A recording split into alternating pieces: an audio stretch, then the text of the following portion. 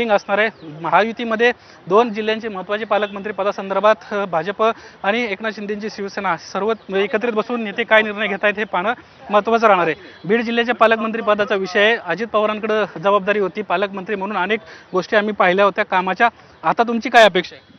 नाही, आता बघा, आता विधिमंडळ पक्षाच्या नेतेपदी सर्वानुमते जे काही आहे विधिमंडळ सदस्यांच्या सर्वांच्या मतानी एकमतानी सुनेत्रा वहिनी साहेबांची निवड करण्यात आलेली आहे. आता राज्याचे आपले जे काही ज्येष्ठ नेते आहेत आमच्या पक्षाचे ते मुख्यमंत्र्याकडं त्या ठिकाणी ते पत्र देण्यासाठी गेलेत. 5 वाजता राजभवनामध्ये सुनेत्रा वहिनी साहेबांचा शपथविधीचा कार्यक्रम होणार आहे. त्याच्यानंतर तो विषय पुढच्या काळामध्ये होईल.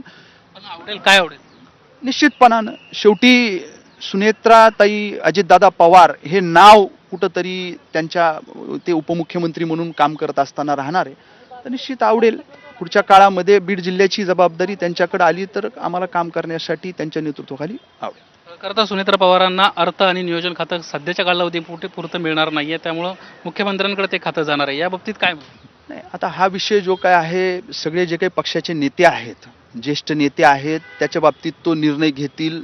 तो महायुती सरकार आहे त्यांच्याबरोबर चर्चा करून हा पुढच्या काळामध्ये खात्याच्या बाबतीत निर्णय होईल. अजित पवारांचे अत्यंत निकटवर्ती आमदार सुनील शेळके आपल्या सोबत आहेत. आपण त्यांच्याशी बोलणार आहोत, कारण ज्या वेळेस महायुतीच्या संदर्भात निर्णय आला होता, काय सांगाल तुम्ही? राष्ट्रवादीच्या विलीनीकरणाचा विषय होता.